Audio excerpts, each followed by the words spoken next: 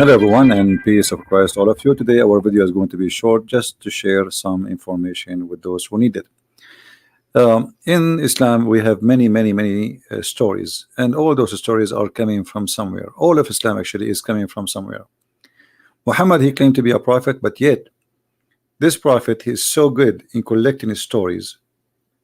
95% is a fairy tale stories, and he added to his own religion, and he claimed that this is from his God. And the story of the man who is called Al-Khadr, which mean in Arabic mean green, prophet green.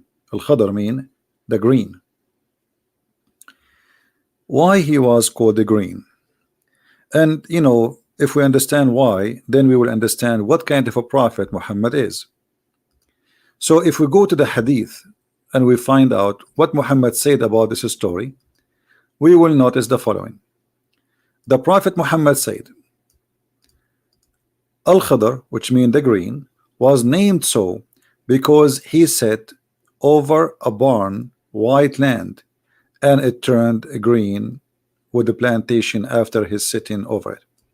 So according to Muhammad, and this is Muhammad saying, not me, Al-Khadr is a person, if you sit in a dry grass, the dry grass will turn into green, which means the dry grass is a dead grass. So the dead grass will come back to life and will become not only alive, is going to become like a flourishing green. So where this is coming from? Muhammad is a person who copy many stories from people around him. You can search in the internet, you will find that there is a story, it's called the story of Gilgamesh, one of the legions which is present in the north of Iraq all the way to Persia. Gilgamesh simply is a person who was looking for the fountain of youth or the fountain of life, and he found it in what's called, the location it's called Al-Bahrain, and this is exactly mentioned in the Quran, where we will find the story about Moses, who was sent by Allah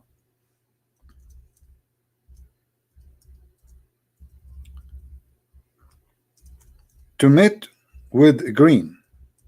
And green obviously is way higher than Moses, to the point Allah, he told Moses that, you know, if you want to learn, okay, well, I will let you go and meet and learn from him. And Moses, when he met him, he asked him to follow him so he can learn.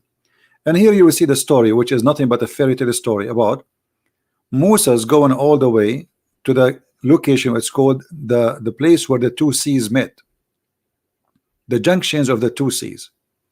And this is exactly what it's called, the name of the country today. In Arabic we call it Bahrain. Bahrain is not far away from Iran, not far away from Qatar, not far away from Saudi Arabia. Actually now they have a bridge between Saudi Arabia and Emirat, and sorry, and Bahrain. So this is exactly, the name is mentioned in the Quran. And the story of Al-Bahrain is very ancient story, that there was there a fountain of life. Whoever drink from it, he live forever. And there's only one person he was able to find this fountain, and his name is Mr. Green. So here you will find the story how Allah, he sent Moses and he asked him to take with him a whale, not a fish, as it says here. In Arabic it says hut. And then when they went to that area, Moses, he do not know how to find this person, Al-Khadr. So Allah told him, well, when you lose your fish or you lose your whale, then that's mean the place you will find the our servant Al-Khadr, which is a higher than Moses. So when he went there, simply the story says that the fish came back to life, or the whale, and because some water touched the fish, and the fish came back alive. And you can read the story. This is chapter 18, and you can read from verse number 61 all the way to the end of the story. However, if we go, we will find more details about this story in Sahih al-Bukhari, where the Sahih al-Bukhari make it so clear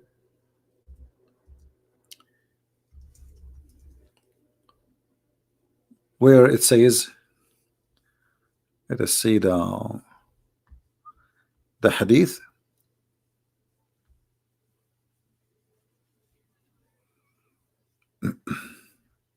All right, here we go. We mentioned this just in the previous video today, that we talk about it a little bit, but it doesn't hurt if we talk more, so people will learn and take notes. So according to the story here, as we see,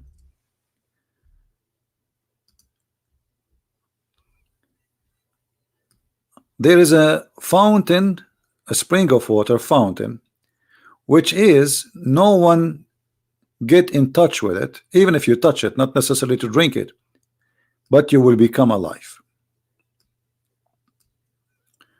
And the prophet said that, you know, this fish, some drop of water fell into it, and then this is how this whale or fish run away.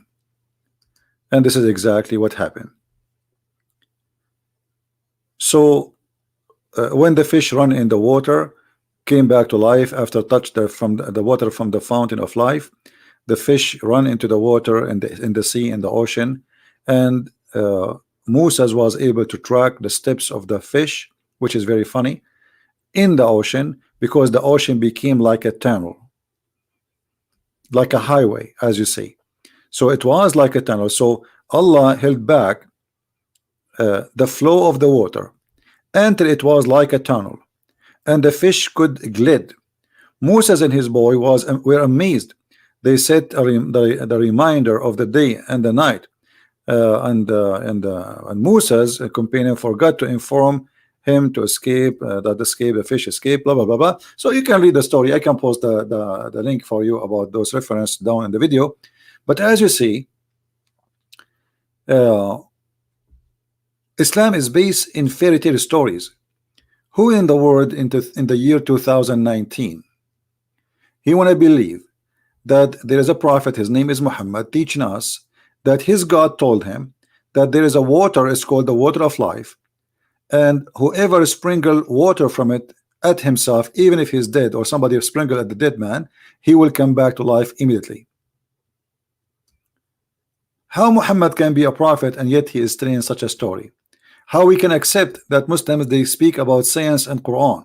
How Muslims, they speak to us about amazing stories which is proven to be scientifically accurate, yet they believe in such a madness? So either you believe in this and then don't talk about science. This is nothing but a fairy tale stories, and we can find actually the roots of the story, as we said, in the ancient stories of Gilgamesh and other people. Not only Gilgamesh, actually there's many nations, they share the same roots of the story. And this story continue with us until now, to the point we have the movie. It's called The Pirate of the Caribbean, speaking about the fountain of youth. This is nothing new. This is something very old, very ancient. Nations carried through nations, and then Muhammad, he took it, he put it in his book, and he claimed that this is coming from his God, and this is a story provided for him and only for him. Nobody knows about it except him, Muhammad. But if we go in the Quran, we will find that the Arab, they were making fun of the Quran and Muhammad's story, saying to him openly and with no shyness that this is nothing but a fairy tales of the ancient, and we heard those stories before you. So while Muhammad claiming that he is the one who come with those stories, the Arab, they were making fun of him. He says this is nothing but the fairy tales of the ancients. We heard those before you. All right, and as you see, there's many verses in the Quran saying that. Not one, not two, not three, not four, not five, not six. Many verses saying, the Arab saying to Muhammad, this is nothing but the tales of the ancient. And even we heard that before you know, from generation before you. So try something better. If you go to chapter 23, verse number 83, it says exactly what I said to you.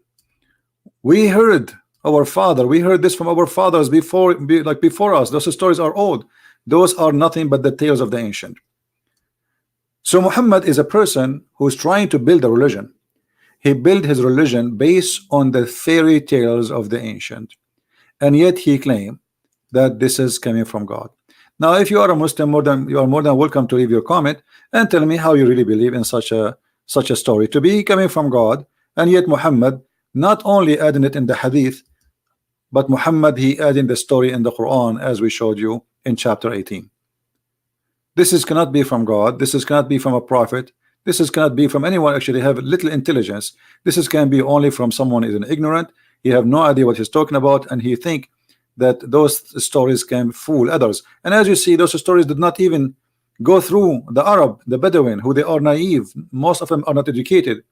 Even those who they are not educated, they say to Muhammad, those stories we heard it from our fathers before you, and this is nothing but the tales of the ancient.